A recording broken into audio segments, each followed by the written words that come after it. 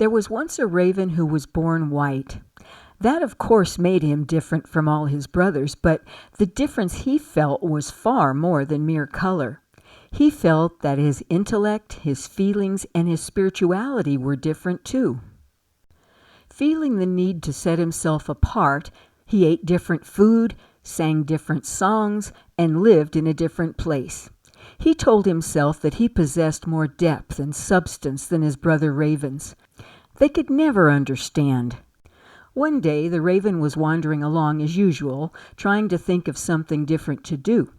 He was absorbed in this mission when suddenly he looked up and was facing a wolf. There was no real danger. The wolf had just eaten, and the raven would have had no trouble escaping anyway. But the raven realized at once that here was an opportunity to do something that no raven would ever do, to start a conversation with a wolf. Just the thing. "Hello, Wolf," said the raven boldly. "How are you this fine day?" The wolf was quite taken aback. He had never been addressed in such a way by any bird. His first thought was to eat the raven, and he would have, but he wasn't hungry. Then he began to get suspicious. What could be the matter with this odd raven? Could he be dangerous? Maybe he was crazy. He sniffed cautiously at the raven and took a step backward. The raven's mind began racing wildly. What were all those stories he had always heard about how dangerous wolves were? This same animal who was withdrawing just because he had said good morning? Maybe he was more powerful than any raven who had ever lived. He took a bold step toward the wolf.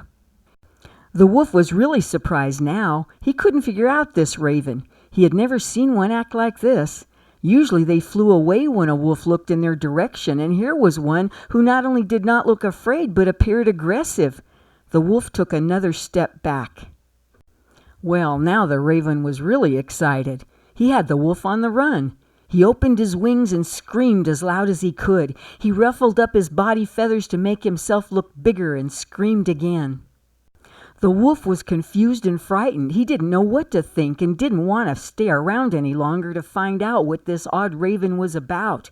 He turned, looked back again, blinked, and when the raven screamed a third time, he took off toward the hills.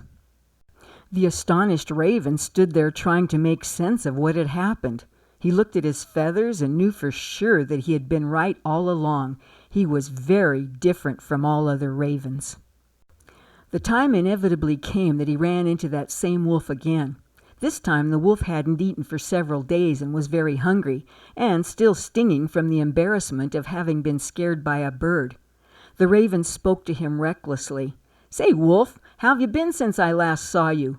The raven hoped that others were watching and that his reputation would grow. The wolf didn't answer. He just grabbed the raven and ate him. Later, the wolf was telling another member of his pack about his day, and he mentioned that he had eaten the white raven.